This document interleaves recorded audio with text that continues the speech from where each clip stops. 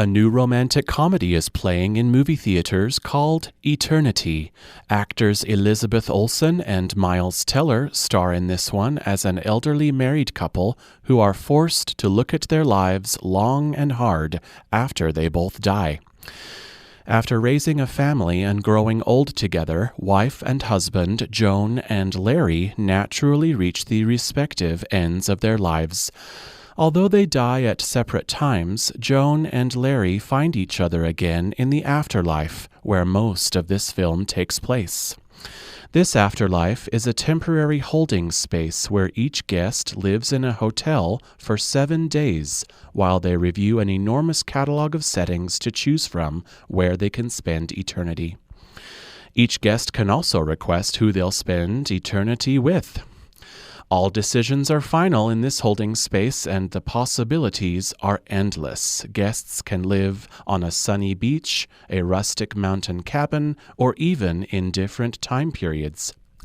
Eternity is a light-hearted PG-13 romance about the consequences of your decisions, the consequences of your whole life, and embracing the honesty of what you want.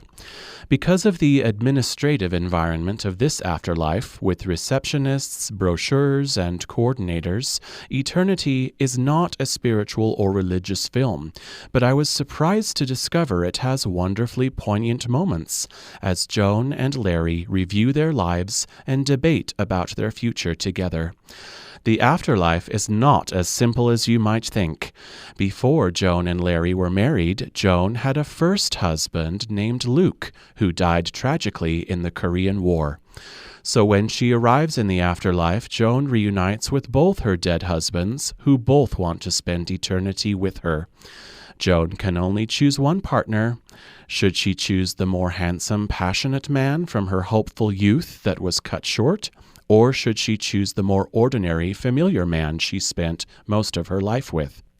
It's expected for a romantic comedy like this to slide into the annoying, maudlin, sugary dialogue about love and flirtations and other crap.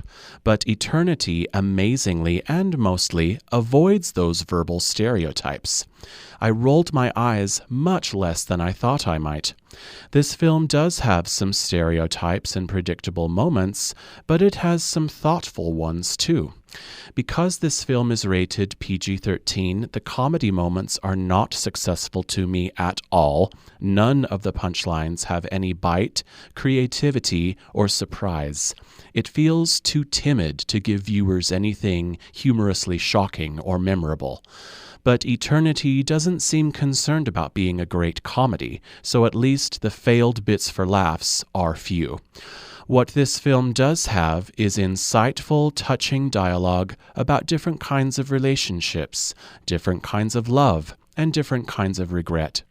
This dialogue manages to hold an audience's attention without being emotionally over the top or boring, and I think this is mainly due to Elizabeth Olsen's gorgeously authentic performance.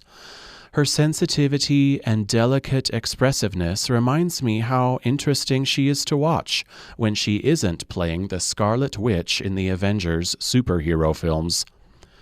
Finding a backdoor to your own personal happiness is a cute idea, and it does fit well in a wholesome film like this, but it doesn't work as a stirring plot device for me.